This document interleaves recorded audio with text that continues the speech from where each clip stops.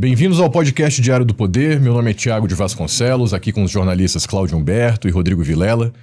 E o nosso entrevistado de hoje é o presidente do Partido Novo, Eduardo Ribeiro. Presidente, muito bem-vindo. Muito obrigado, é um prazer estar aqui com vocês. Presidente, a gente tem iniciado nossas conversas aqui para saber um pouco como anda a relação entre o Legislativo e o Judiciário. Temos alguns detalhes de parlamentares, as relações, as pressões, etc. Mas, como dirigente partidário, eu acho que o senhor tem uma perspectiva única que pode dar para a gente. Essa pressão atinge o senhor? Não atinge. Na verdade, o que nós estamos vendo hoje no Brasil é um momento bastante perigoso no sentido de equilíbrio entre os poderes. Especialmente em razão dos avanços do Supremo Tribunal Federal, do Tribunal Superior Eleitoral, sobre questões que deveriam ser discutidas no Legislativo, né? Então, você tem aí ministros do Supremo Tribunal Federal com uma certa inclinação a legislar, seja por decisões ou seja por uma tentativa de influência dentro do próprio Congresso, o que é errado, não deveria ser, né? Acho que a competência para legislar é do Congresso Nacional. E, por outro lado, há também, no nosso entendimento, um abuso de poder em certas decisões, em certas medidas, que causam uma instabilidade institucional absolutamente desnecessária se nós quisermos ter um país com mais liberdades, um país seguro, um país, sobretudo, que tenha segurança jurídica. E, inclusive, o nosso deputado federal, Marcel Van Hatten, protocolou e conseguiu as assinaturas para se abrir uma CPI de abuso de autoridade frente aos desmandos do Supremo Tribunal Federal e do TSE. Hoje eu entendo que essa relação está muito desgastada. Eu acho que falta pulso por parte, especialmente do presidente do Senado, Rodrigo Pacheco. Acho que ele foi muito leniente diante dos abusos que foram cometidos ao longo dos últimos anos, especialmente. E ainda, recentemente, está patrocinando a PEC do quinquênio, né, que é um grande absurdo, assim, dentro de todos os absurdos que a gente está vendo do ponto de vista fiscal. É você colocar mais 42 bilhões de reais no orçamento para se gastar com o judiciário, né, de 5% de aumento compulsório a cada 5 anos. Num país como o Brasil, isso é completamente surreal. Então, eu vejo essa desconexão da realidade por parte das lideranças do nosso legislativo diante do que está acontecendo. E, paralelo a isso, nós temos um executivo que não tem maioria na Câmara, consegue construir alguma maioria no Senado Federal, mas não tem maioria na Câmara, tem muita dificuldade para conseguir isso, e acaba usando do seu relacionamento dentro do Supremo Tribunal Federal para conseguir implementar essas medidas. Não acha que, mais do que uma extrapolação dos seus limites constitucionais, o Supremo tem ali, eu já ouvi de diversos parlamentares a afirmação de que há ali um consórcio, não sei, uma coligação, algum tipo de acordo entre o Poder Executivo e o Poder Judiciário para exercer efetivamente o poder, independentemente da existência até ou das decisões do Poder Legislativo. Uhum. É isso mesmo? E pode ser isso ou não? Ou simplesmente a composição atual do Supremo Tribunal Federal resolveu testar, digamos assim, a paciência dos outros poderes? Olha, eu entendo que sim. Alguns usam essa palavra consórcio, né? Vamos adotar um tom mais ameno e dizer que há um certo alinhamento principiológico entre o executivo e entre o judiciário. E os casos são infinitos, né? Recentemente nós tivemos o caso que para nós foi um absurdo completo, que foi a liminar do ministro Lewandowski derrubando a lei das estatais. Essa liminar deu uma janela de oportunidade para que o PT indicasse todos os cargos de conselho e diretoria que eles queriam e que não poderiam indicar em função da lei das estatais. E depois que todas essas nomeações já foram feitas, um ano depois, agora, na semana passada, o Supremo decide julgar que sim, que a lei é constitucional, que era óbvio, todo mundo sabia que era constitucional, mas não modulou o efeito para quando a liminar estava em vigor. Ou seja, todas as nomeações feitas pelo PT continuam valendo. Então, assim, óbvio que foi muito oportuno. A lei foi revalidada, digamos assim, reafirmada, mas o presidente atual está dispensado de cumpri-la. A lei não vale, mas a lei vale, só que pro Lula não vale tanto assim. Basicamente pode dar uma pausa na lei, né? Por enquanto a gente pode dar uma janela aqui, faz o que precisa ser feito e depois a gente volta. Cara, que país é esse? Para depois o nosso ministro Barroso dizer que a segurança jurídica não é um problema no Brasil. Esse é o maior exemplo de insegurança jurídica. Durante 1 ano vocês deixaram uma lei em suspenso. Isso é mito, né? Pois é, que absurdo. E, presidente, você não acha que esse avanço ali do STF, isso também não decorre um pouco de uma certa... um Senado meio sonolento ali, que não avança nem que seja para rejeitar pedidos de impeachment, simplesmente não é pautado? Não, com certeza. Inclusive, daí vai a minha crítica ao senador Rodrigo Pacheco. Eu acho que faltou um posicionamento dele. E lembrando que ele foi eleito senador em Minas Gerais para a população que não queria eleger a Dilma. Então, é até contraditório ele estar numa posição de aliança constrangedora com o governo Lula, sendo que a população de Minas Gerais o elegeu para que a Dilma não fosse eleita. E hoje ele é um presidente do Senado. Entre ele e o Lira, certamente ele é muito mais alinhado ao governo federal hoje, talvez com pretensões eleitorais sobre Minas Gerais no futuro, não sei. Mas fica muito claro que o governo abandonou um pouco a Câmara e foi tentar construir a sua maioria no Senado, e encontrou ali também um Senado, de certa forma, leniente, né? Com pouco poder de contraposição, com pouco poder de enfrentamento. Que é uma pena, né? Mas certamente boa parte da culpa recai sobre o Rodrigo Pacheco. O senhor acredita que possa ser pautado algum pedido de impeachment de ministro do Supremo nesses próximos anos, aí uns 2 anos para frente, por exemplo? Vai depender muito do próximo presidente do Senado. Eu acho que existe clima. Agora me parece que arrefeceu um pouco, né? Depois do caso dos Twitter Files que vieram à tona com Elon Musk e tudo aquilo que a gente descobriu a respeito das decisões, dos ofícios, não nem decisões, ofícios, né? Enviados depois da cavalaria americana. Exatamente.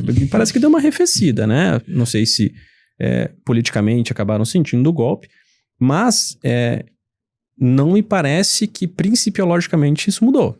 Eles continuam entendendo que são os defensores da democracia, se auto-intitulam assim, que precisam vencer a extrema-direita. Veja, como pode um ministro de Supremo Tribunal Federal se posicionar tão claramente contra um espectro ideológico, por mais criticável que seja, por mais condenável que seja? Se existe extrema-esquerda, talvez exista extrema-direita também, mas não cabe a um ministro julgar posicionamentos ideológicos de ninguém. Ele tem que julgar a lei, ele tem que julgar o que está definido na Constituição.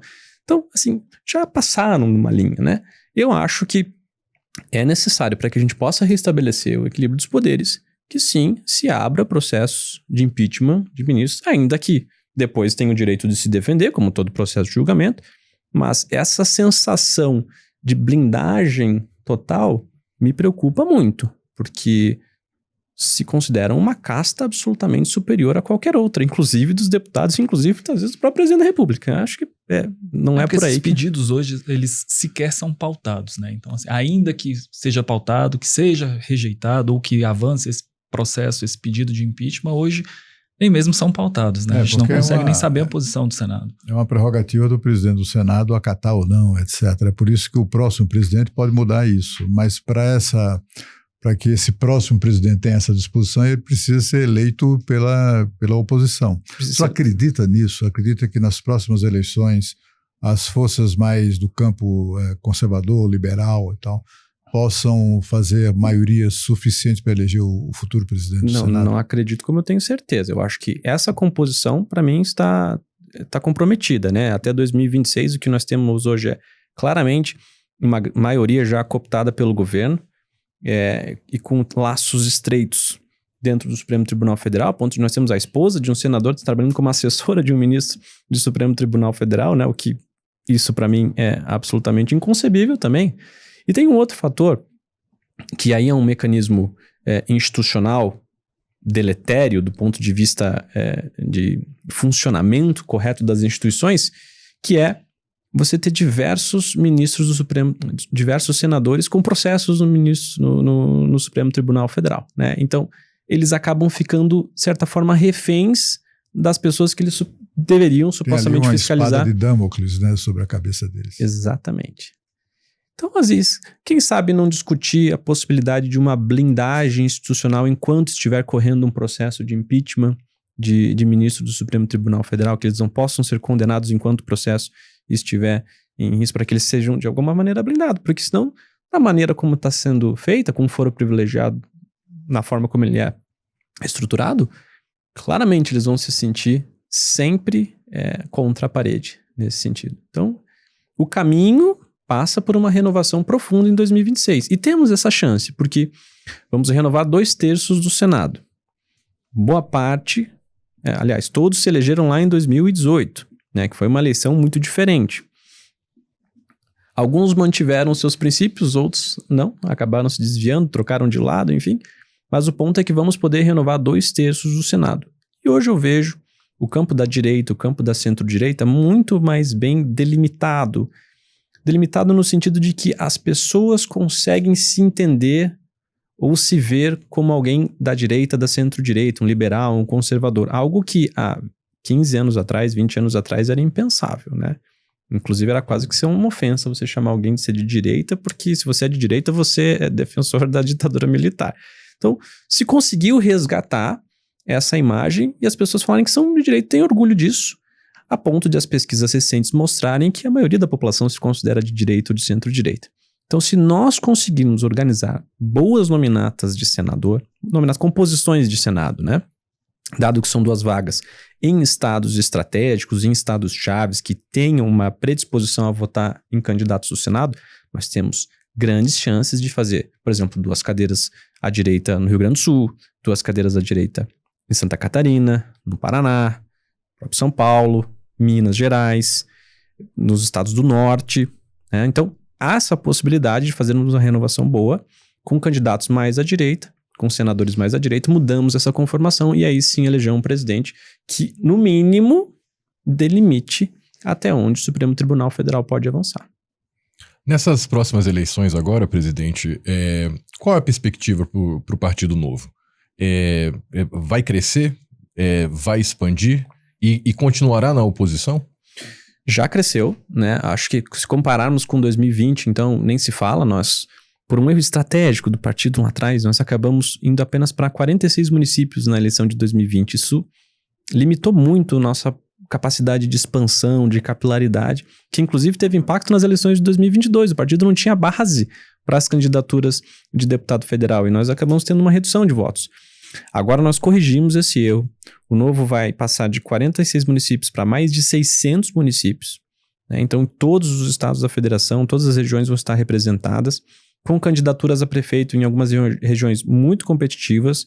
Eu lembro que lá em 2020 nós lançávamos uma candidatura, uma pré-candidatura aparecia com 2%, 3%, agora tem gente aparecendo com 10%, com 15%, com 20%, então chances de eleger prefeitos em cidades importantes e nominatas de vereadores também muito mais qualificados, muito mais preparados do que nós tínhamos no passado. Nós já conseguimos um crescimento nessa janela com a entrada de mais de 150 vereadores novos, então o partido quadruplicou em seu número de vereadores, duplicou em número de filiados do último ano para cá e vamos disputar em mais de 10 vezes o número de cidades que nós disputamos em 2020. Nós já crescemos e vamos crescer ainda mais.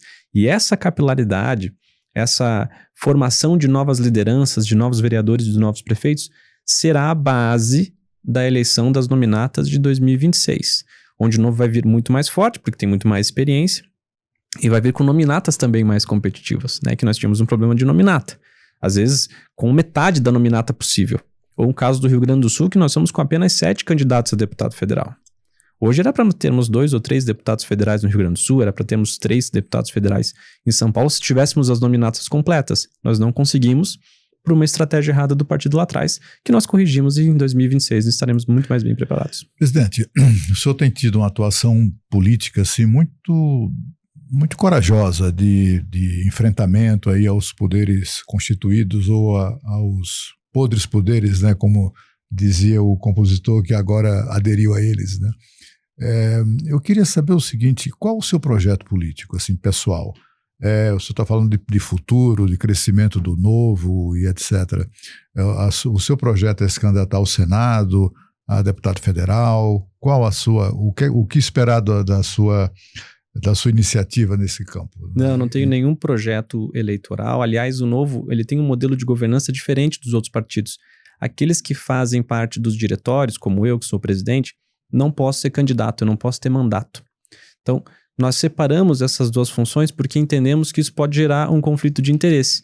uma vez que eu sou presidente e ao mesmo tempo eu sou o candidato, eu corro risco, eu tenho os incentivos para usar a máquina a meu favor, né? Ou eu sou o presidente, sou o governador, e acaba misturando o que é governo, o que é partido, o que é Estado. Então nós separamos essas coisas. No novo, quem é dirigente, quem é secretário, quem é presidente, quem é vice-presidente, não pode ser candidato. Tem que renunciar com um período de quarentena, tem que se criar uma nova liderança. Não é o que o senhor pretende. Não é o meu caso, não. Eu tenho meu mandato até 2027, comecinho de 2027, já é o meu segundo mandato, então eu não posso também ir para uma reeleição. E meu objetivo é colocar em prática toda essa reconstrução que nós fizemos de estratégia, né, e enfim, dos dogmas que nós vencemos dentro do próprio partido para que o partido pudesse crescer. Batemos no mínimo a cláusula de barreira, nós conseguimos entregar ali em 2026 uma bancada federal forte, com deputados qualificados, com senadores qualificados, e a depender, eventualmente, do contexto, até uma candidatura à presidência, né? Afinal de contas, nós temos hoje o Romeu Zema, que é o governador de Minas Gerais, super bem avaliado em seu estado, em segundo mandato, entregando resultados impressionantes, e é colocado na mesa hoje como um dos possíveis presidenciáveis também. Então, talvez tenha essa missão também de coordenar uma candidatura à presidência. Acha que ele tem chance? Zema? Se for candidato, sem sombra de dúvidas. Quem conhece o Zema sabe que ele tem uma virtude que é muito escassa na política, que é a humildade. Ele é genuinamente humilde. Ele é exatamente aquilo ali que se vê nas entrevistas, que se vê nas redes sociais dele. Isso contamina, no bom sentido, todo mundo que trabalha com ele. Então, e ele é um estoico, inclusive. Né? Ele é uma pessoa que, independente do que está acontecendo, ele consegue ver lá na frente, ele mantém a mesma carga de trabalho, ele sabe que o trabalho vai dar resultado. E não à toa hoje, os números de Minas Gerais são impressionantes. Quando nós pegamos o governo lá em 2019, o rombo nas contas públicas chegava a menos 11 bilhões de reais. Ano passado, o governo entregou com 2 bilhões de superávit. Tudo isso com uma das melhores seguranças do país. No último relatório do Instituto Sou da Paz, inclusive, mostrou que é o estado que mais cresceu e que tem a melhor resolução de homicídios em todo o Brasil. É um estado que está avançando muito na educação básica, educação técnica, sobretudo no último levantamento que foi feito. Nós criamos em Minas Gerais mais do que o dobro do número de vagas em cursos técnicos em São Paulo. É quase o dobro do tamanho de Minas Gerais. Então, tudo isso, mais o potencial de captação de investimentos, da desburocratização, da equipe qualificada e técnica, todos os secretários são técnicos, a gente manteve o mesmo secretariado, o mesmo padrão do secretariado, ainda que tenhamos feito uma coligação bastante ampla para a reeleição, né? Que muita gente falava que tem que fazer coligação, tem que abrir espaço no governo. Não fizemos isso. O acordo era que nós manteríamos os mesmos secretários e os resultados continuam indo muito bem. Então, Minas hoje ocupa o seu maior percentual de participação no PIB brasileiro, caminhando para passar o Rio de Janeiro. Minas Gerais, num horizonte de 10 anos, vai ser um estado completamente diferente. Era um estado falido há 5 anos atrás. Isso por mérito da gestão do Zema, da gestão da nossa equipe do Novo. Então, sem sombra de dúvida, ele tem totais condições de, numa campanha presidencial, por exemplo, conseguir colocar tudo que foi feito, mostrar como foi feito. Nós fizemos tudo isso com poucos deputados, com 2 deputados na Assembleia. Ou seja, conseguimos, inclusive, construir com outros partidos políticos de maneira republicana. É possível fazer e, eventualmente, ele sendo candidato, não tenho dúvidas de que ele vai ser muito competitivo. Mas, lógico, é uma decisão a ser tomada lá na frente. Há muito que se discutir, há outros potenciais candidatos. É importante discutir uma composição, inclusive, eventualmente, para vencermos o PT. Mas uma coisa é importante. Diante do cenário que nós vamos enfrentar, PT com a máquina, Lula com a experiência eleitoral que tem, muito provavelmente usando de todos os artifícios que o PT usa para vencer uma eleição, essa vai ser uma eleição a ser decidida na vírgula. Não vai ser 60-40, não vai ser 55-45, vai ser 51-49. E para vencermos uma eleição na vírgula, Minas Gerais tem que estar na chapa presidencial. Porque a decisão, os votos viram em Minas Gerais. Segundo o maior colégio eleitoral, é um dos swing states, né? Um estado que uma hora vota de um lado, outra hora vota com o outro. Então, é importante que a chapa presidencial tenha um nome forte de Minas Gerais para que nós possamos vencer no Vale do Jequitinhonha, para que nós possamos vencer no norte de Minas. E, se não, corre esse risco de perdermos a eleição por muito pouco novamente. Então, uma vice, eu acho que talvez o governador Zema pudesse também aceitar. Há de se discutir, há outros nomes também, mas eu entendo que essa é uma discussão a ser feita lá na frente. E o governador, entendo que ele tem, na verdade, hoje capacidade total de liderar uma campanha presidencial, de ser o nosso candidato à presidência da República lá em 2026, e eu pessoalmente trabalho para isso. Ele não, evidentemente que não, ele é o governador de Minas Gerais, ele é muito focado a isso, mas eu, como amigo dele, como presidente do partido, ele faz parte do qual ele não vai sair, porque ele sempre disse que adora o novo, só veio para a política por causa do novo, então eu também tenho a obrigação, moral e obrigação partidária de trabalhar a construção, para que ele seja um candidato viável em 2026. Ele tem todas as qualidades e todas as condições para isso. Agora, presidente, tem muita gente que tem falado mal do Zema em razão daquela ideia meio maluca de entregar, de federalizar estatais importantes e muito festejadas pela eficiência, né, como a CEMIG, Copasa, etc. E são estatais nas quais muitos brasileiros investiram suas economias, no sentido de melhorar, digamos assim, a sua renda passiva na aposentadoria. A ameaça de passar essas estatais tão bem cuidadas, o controle dessa gente que faz o que tem feito na Petrobras, por exemplo, tudo isso deixa as pessoas muito, muito reticentes em relação ao Zema. Essa ideia, o senhor acha que prospera, pelo que o senhor conhece da realidade e da cabeça do governador, né? Isso vai prosperar ou foi apenas uma ideia maluca abandonada? Não, espero que não. Inclusive, nem acho que seja uma ideia do governador. Ele nunca falou abertamente sobre isso, nunca defendeu isso. Quem acabou defendendo isso em algum momento foi o Rodrigo Pacheco, que inclusive, né, novamente, em um momento que nós já estávamos avançando, estava muito bem encaminhada a votação na Assembleia Legislativa do regime de recuperação fiscal, que foi uma discussão longa. Minas Gerais sofre muito com o descaso que foi o governo do PT, a destruição das contas públicas que foi o governo do PT e com a dívida que foi adquirida, sobretudo, pelo governo do PT. E as propostas que foram feitas, o desenho que foi feito de regime de recuperação fiscal era rigoroso, era duro, mas era necessário. O que o Milei está fazendo hoje na Argentina e recentemente recebendo muitos elogios do FMI, levando a inflação para baixo de 2 dígitos pela primeira vez em muito tempo, né? Conseguindo melhorar as suas notas, conseguindo renovar empréstimos para manter a máquina funcionando e caminhando para uma boa gestão.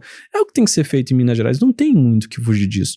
E essa votação do regime de recuperação fiscal estava caminhando muito bem na Assembleia, obrigado, até que de repente, de última hora, o Rodrigo Pacheco entrou na jogada, disse que não poderia ser assim, que teria que ter uma solução melhor, e meio que criou um problema ali interno, e o projeto de regime acabou tendo que ser adiado.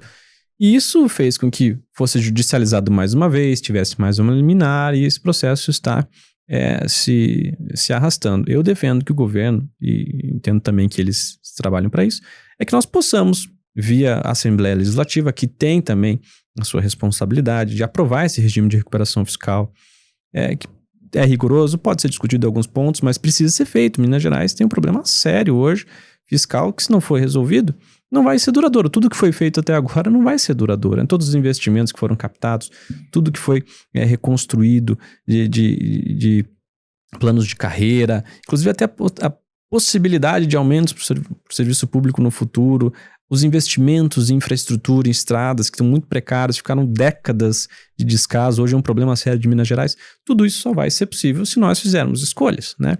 E essas escolhas só vão ser possíveis se aprovarmos um regime de recuperação fiscal. Então, me parece que foi mais uma intervenção talvez inapropriada do Rodrigo Pacheco em tentar trazer um projeto, assim, meio que sem projeto, né? Não, apenas uma ideia, mas que acabou criando um ambiente desfavorável para a continuidade da votação do regime de recuperação fiscal. Espero que então ele venha agora e traga o projeto mais bem desenhado e que seja fácil, mas não defendo, sou o contrário, a federalização das empresas. Eu sou favorável à privatização dessas empresas, concessão, sempre que possível, o nosso partido sempre defendeu isso, e vamos trabalhar para que isso seja feito dentro das condições que nos forem permitidas. Presidente, queria retomar o assunto do crescimento, da expectativa de crescimento do novo, né?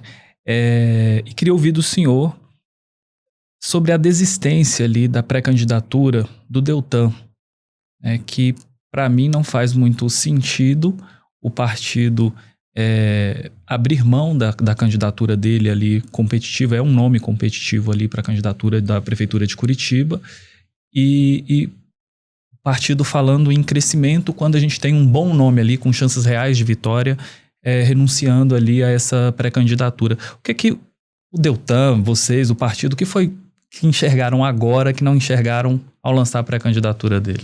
Não, eu acho que assim, os cenários mudam, evidentemente, mas na prática o que aconteceu é que o Deltan também foi colocado como pré-candidato sem se colocar, né? Ele já vinha aparecendo nas pesquisas, ele já era visto como potencial. É natural, né? Talvez o principal político do Paraná hoje, né? O mais conhecido, junto com o Sérgio Moro, uma força política muito forte no estado.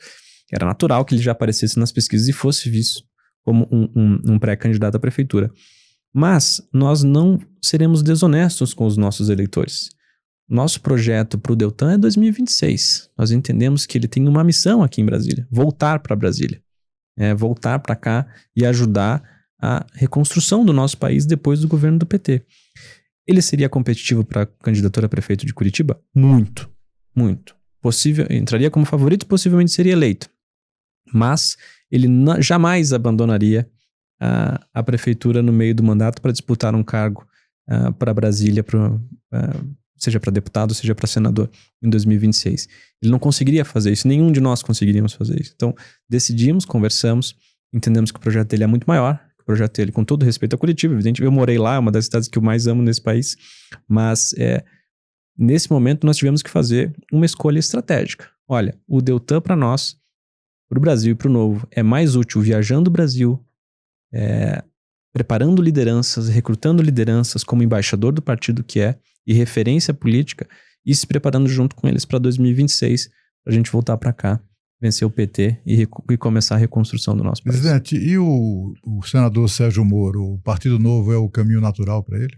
Nós tivemos conversas com o Moro desde, enfim, que ele acabou indo para a vida pública como político, sempre respeitamos muito a trajetória do senador, do ex-juiz Sérgio Moro.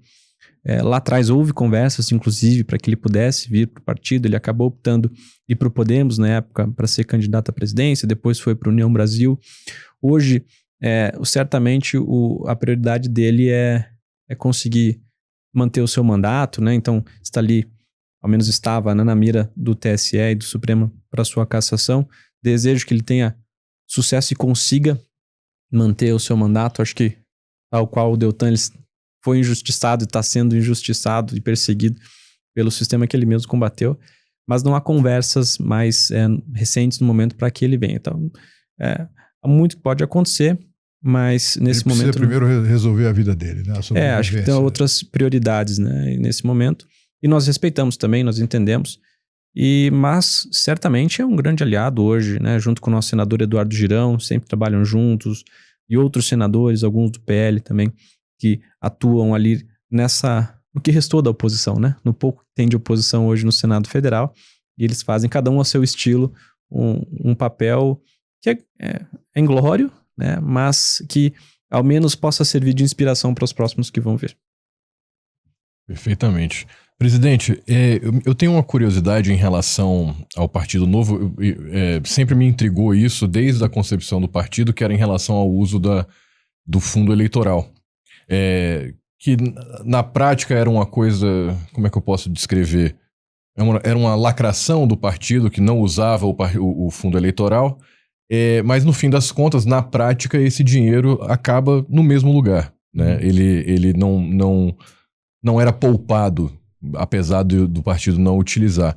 E aí, com o passar do tempo, houve uma mudança nessa política do partido que passou a usar o fundo eleitoral. Eu queria que o senhor explicasse um pouco, contasse um pouco como é que foi essa decisão e como é que usa diferente dos outros partidos. Ótimo. Até para esclarecer para os nossos ouvintes, são dois fundos, né? É o fundo partidário e o fundo eleitoral. O fundo partidário é um recurso anual, tá, em torno de R$1 bilhão distribuído entre os partidos políticos para que eles façam a manutenção do partido. Pagar conta, contratar funcionário, despesa de viagem, logística, etc. e tal. E tem o fundo eleitoral, que agora foi aprovado quase R$5 bilhões, que é para as campanhas. Então é a cada 2 anos que é usado para as eleições, apenas nas eleições. Quando o Novo foi criado, fundado lá em 2011, nem sequer existiu o tal do fundo eleitoral, era só o fundo partidário. E ele era uma fração do que é hoje. É muito pouco, era muito pouco. Até então, 80% do financiamento partidário, tanto partidário quanto eleitoral, era privado. Era doações de pessoas jurídicas, inclusive eram doações de empresas. Então o Novo ele nasce nesse contexto. Ele nasce num contexto em que um partido recém-criado teria um pouco acesso a um volume muito pequeno desse recurso, e um partido criado por empresários com uma rede de conexões, de networking muito considerável. Ou seja, era fácil, era simples projetar que em muito pouco tempo, dentro daquelas regras, o Novo seria um dos partidos com maior financiamento do Brasil, concorda? Você tem grandes empresários, grandes lideranças respeitados, com potencial de captação muito grande. Muito rapidamente o Novo seria um partido viável financeiramente entre os maiores, inclusive. Só que o que aconteceu? De 2011 a 2015, enquanto o partido ainda coletava assinaturas para conseguir o seu registro, aconteceu todo o escândalo da Lava Jato. E isso forçou com que a primeira medida decidida no Supremo Tribunal Federal foi a proibição das doações de pessoas jurídicas. Então nós entramos na eleição já de 2016 sem a possibilidade de doações de pessoas jurídicas e apenas com a possibilidade de doação de pessoa física, e ainda não existiu o fundo eleitoral, só existiu o fundo partidário. Foi uma eleição com muito pouco recurso, inclusive foi a eleição com maior renovação na história. Coincidência não, né? E aí, para 2018, foi criado o fundo eleitoral. Olha, a desculpa que veio foi a seguinte: não conseguimos mais captar os políticos, né? Não conseguimos, é muito difícil captar, a democracia tem um custo e nós vamos fazer um fundo aqui para bancar as nossas campanhas. Nós somos muito contra, mas nós batemos muito naquilo e decidimos que não íamos usar, porque também era um valor menor do que é hoje. Conseguimos captar, o partido conseguiu fazer captações privadas, teve um bom desempenho, foi competitivo. Em 2020 decidiram aumentar mais uma vez o fundo eleitoral. Em 2022, mais uma vez o fundo eleitoral. Em 2024, decidiram aumentar mais uma vez o fundo eleitoral. Tudo isso proibindo as doações de pessoas jurídicas, dificultando as doações de pessoas físicas. A cada eleição que passava se criava mais burocracia para você doar pelo seu CPF. E o Novo perdendo competitividade. E a gente perdendo competitividade nesse cenário. Aí nós tivemos que fazer uma escolha. Bom, nós perdemos essa batalha do aumento do fundo eleitoral já 4 vezes. Vai continuar. Essa é uma decisão do mundo político. Aquilo que era 80% privado e 20% público há 10 anos atrás, hoje é 20% privado e 80% público tendendo a aumentar. O Brasil está caminhando para um financiamento público sem necessariamente proibir o financiamento privado, mas ele desincentiva. Se as campanhas são superfaturadas, se uma campanha que custava 50 mil passar a custar 500 mil, porque o vídeo ficou mais caro, o material gráfico ficou mais caro, tudo ficou mais caro, por que eu vou doar para você o mesmo valor se o teu adversário já está largando com 7 dígitos na conta? Então você desincentivou o doador. E aí, bom, nós temos que continuar fomentando a política de doação, acho que é importante, mas ou nós usamos as mesmas armas nessa guerra, ou nós simplesmente vamos sumir, porque não tem mais como ser competitivo. Vai chegar em algum momento em que nós não vamos mais conseguir captar e os nossos adversários vão estar com bilhões para jogar contra nós. Eu vi um argumento em inglês, muito interessante, em que ele usa uma analogia, né, um simbolismo de um gladiador entrando na arena. Quando um gladiador entra na arena e joga uma espada para ele se defender dos leões e dos outros gladiadores, não é a hora de você ficar filosofando a respeito de que não faz sentido gastar dinheiro público para construir o Coliseu e fazer essas guerras, porque esses jogos violentos são amorais. Não é o momento de você... usa a espada e sobrevive, se defenda. Depois você vai fazer o seu proselitismo, mas antes você precisa se defender, você precisa lutar a guerra. Então, é um pouco dessa lógica que nós estamos usando agora no Novo. Usar as mesmas armas, vencermos, eleger pessoas, porque o nosso posicionamento não mudou. Nós continuamos sendo contra.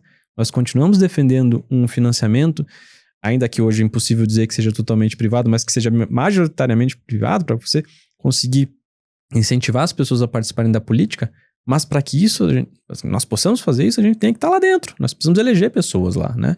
Então, essa foi a lógica construída e foi muito bem aceita. Foi muito bem aceito dentro do Novo, porque também era quase que um dogma, né?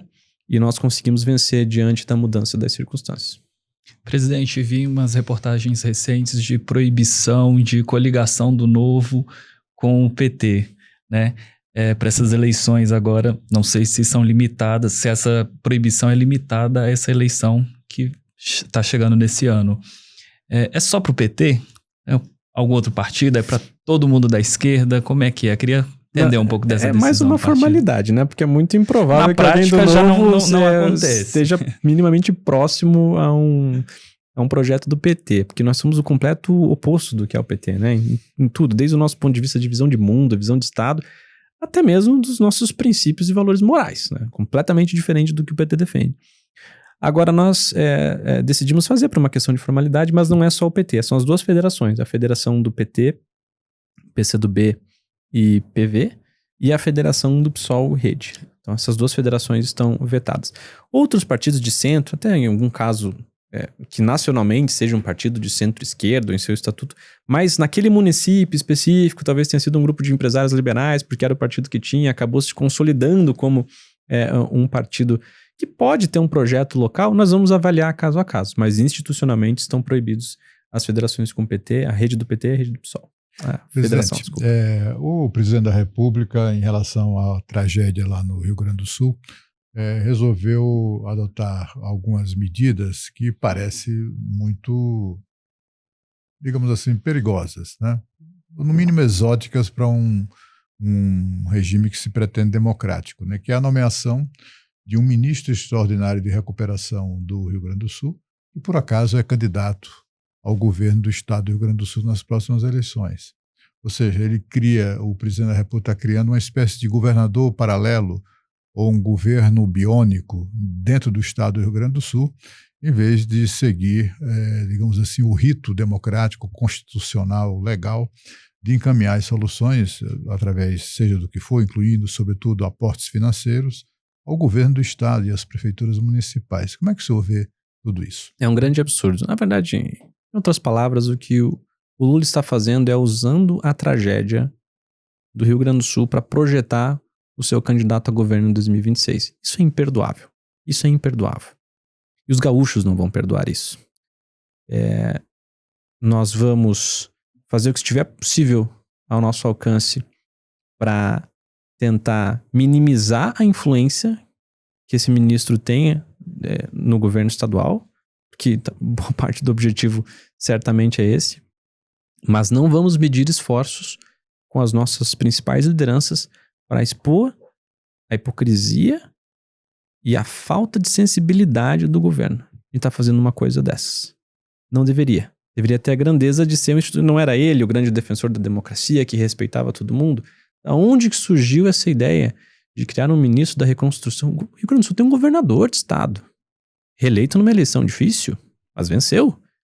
Ele precisa ser respeitado, tá fazendo o papel dele. Acerta, erra, mas tá lá na frente, fazendo o papel dele.